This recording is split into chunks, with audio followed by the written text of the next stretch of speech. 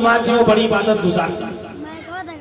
जब फिरोज शाह तुगलक घर से जंग के लिए निकलता तो उनकी वालिदा जो थी उसकी वो अपने महल पे बैठ जाती थी और बेटा कितनी दूर चला जाए उसके जंग का नक्शा अपने महल से मुलायजा करती थी। क्या बात है। एक जंग में फिरोज शाह तुगलक को शिकस्त का मामला आया, यलगार में आ गए। उनकी मां ने दुआ मांगी, मौला अपने किसी बंदे से मेरे बच्चे की मदद कर दे और जान बच जाए, तेरे बच्चे के यहाँ मैं तमाम काम को कर रहा हूँ। जीत गए, जंग वापस आ गए और आने के बाद में मां ने उनको अपनी बात बताई। अब आजकल का इंसान होता तो भूल जाता, जब बात बताई तो कहा अम्मी मामला तो बहुत खराब था, लेकिन एक धूल उड़ती हुई आई और उस गिर्द ने हम सब लोगों को ढांप लिया और उसके बाद में वो गिर्द उन पे ऐसी उड़ी कि उन लोगों का देखना बंद हो गया और हमारे लश्कर ने एल्गार किया, हम जीत गए और चले आए। कहा बेटा उस धूल का पता लगाओ और वहां जाकर के जो कुछ है सब बनवा के आ जाओ, मैंने वादा किया।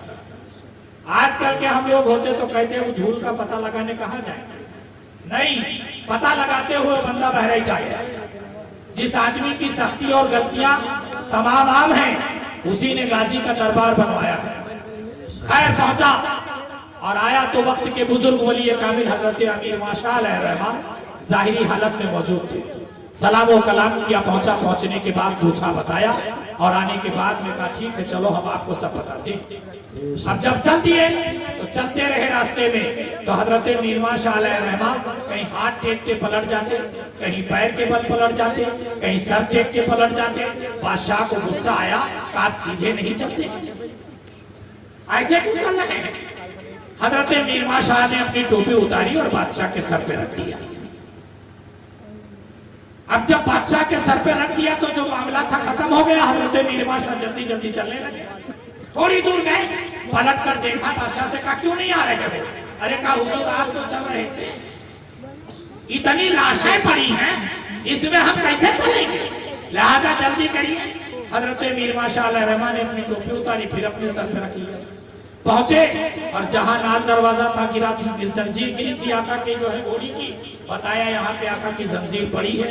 जहां नाल गिरा था वहां बता दिया, जो रास्ता था वो बता दिया, जहां आपका मामला था वो बता दिया। बाहर की सारी बात जब हो गई तो उसके बाद में फिर भी बादशाह को समझ में नहीं आया तो कहा हुजूर इनकी कोई करामत बता दीजिए।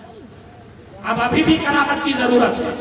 आने से पहले गाजी ने जान बचा लिया, अल्लाह के हुक्म से वो पता नहीं रहा। तो जब कहा तो हजरत मीर माशाअल्लाह रहमतुल्लाह अलैह ने कहा कि अब करामत की क्या जरूरत है, जिस दरवाजे पे खादिम और गुलाम बन करके तुझ जैसा बादशाह मुझ जैसा फकीर दोनों हाजिर है। इस बात को सुना और उसके बाद चला जाता है।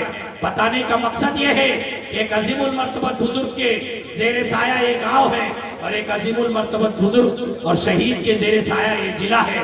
शर्त है हम सुधर जाएं, इंशाअल्लाह हमारा कोई कदम नहीं रोक सकता है, न हमारा कोई सानी हो सकता है। बस उससे बेहतर यह है कि हमें इनके बातों पे अमल करना है।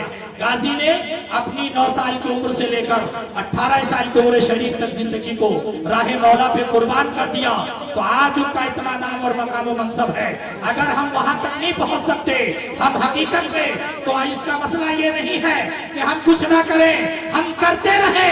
सिर्फ हमारा अगर कयामत के दिन गुलाम मस्तान था और गुलाम अकीदतमंदान गाजी में नाम लिख करके कयामत की सम पे खड़ा कर दिया गया तो बेड़ा पार हो जाएगा और हमारी मग़फ़िरत का सामान पैदा।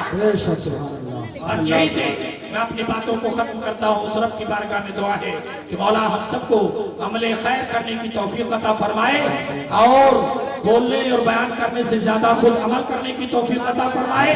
और मेरे बयान करने में कोई जुमला सख्त हो सुस्त से आप लोग माफ फरमाएं और हम आपको गवाह बना करके तौबा करते हैं। तौबा अस्तगफिरुल्लाह।